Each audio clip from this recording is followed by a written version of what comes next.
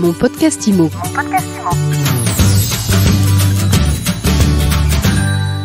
Les métiers de l'immobilier doivent être mieux défendus. C'est la conviction de François Moerlin, candidat à la présidence de l'AFNAIM. Et c'est le thème de ce nouvel épisode de Mon podcast IMO. Bonjour. Bonjour Ariane. Vous pensez que les professionnels doivent être mieux défendus par leurs syndicats ? Absolument. Je pense que les pouvoirs publics ne reconnaissent pas forcément leur rôle social, leur rôle d'accompagnement dans la rénovation énergétique.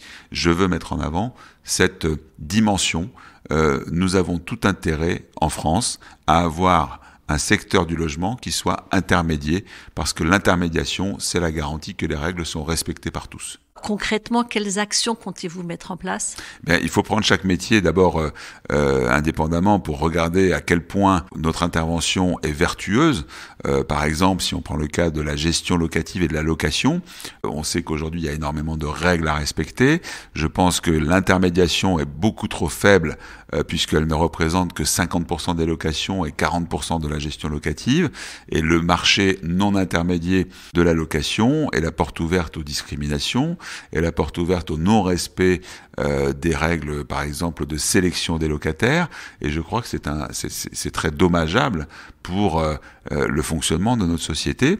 Je veux qu'on mette en place un référentiel de service sur chaque métier, puisque je veux développer l'idée d'une fédération des métiers, et je veux faire en sorte que chaque métier soit porté par un label FNAIM qui garantit aux consommateurs que un certain nombre de services, un certain nombre de procédures, un certain nombre de technologies aussi sont mises en place à son service avec un respect des règles et des lois qui sont les nôtres, de manière à garantir à tous les Français que, en passant par un agent immobilier FNAIM, on va avoir un service de qualité, on va avoir un respect de la réglementation pour pouvoir accéder à un logement digne de ce nom. Tout cela, ça suppose aussi une certaine remise en question de la part des agences FNAIM. Est-ce qu'elles sont prêtes ?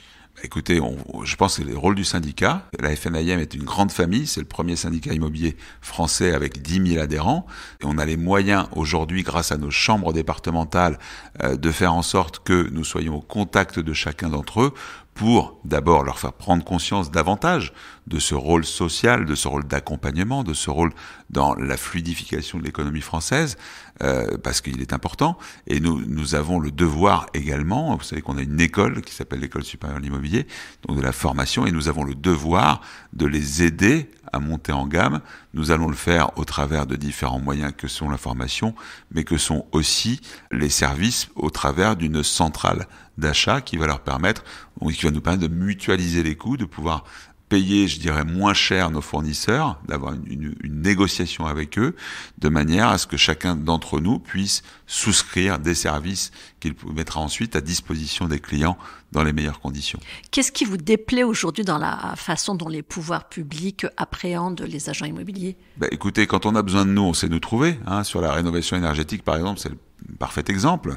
Le syndic professionnel se retrouve au cœur de la rénovation énergétique des copropriétés, et en même temps, on nous sort une ordonnance du 30 octobre 2019 dans laquelle on favorise la désintermédiation professionnelle des copropriétés, c'est-à-dire on favorise le passage à la gestion coopérative de la copropriété, et du coup on fait partir un certain nombre de copropriétés dans l'autogestion. Voilà. Eh bien ça, je trouve que ce n'est pas possible que d'un côté, on exige de la part des syndics professionnels un travail sur la rénovation énergétique et que de l'autre, on incite les copropriétaires à se gérer tout seuls. Voilà. Vous voyez, c'est l'exemple type.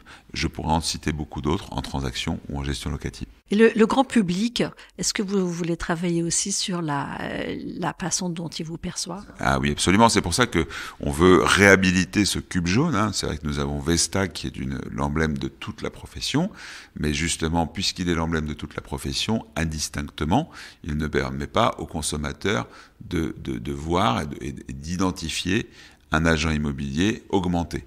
Eh bien moi, je veux faire en sorte que être FNAIM, ça ait un sens, ça permette à nos confrères, à nos membres de porter un label sur leur métier qui garantit qu'ils ont un certain niveau de compétence, un certain niveau de service, un certain référentiel de fonctionnement qui fait en sorte que le consommateur s'y retrouve à tous les coups. Moi, je suis très attaché à ce que le cube jaune reste la marque de la qualité immobilière. Merci beaucoup François Moerlin, administrateur de l'AFNAIM et candidat à sa présidence. Merci Ariane. Mon podcast IMO.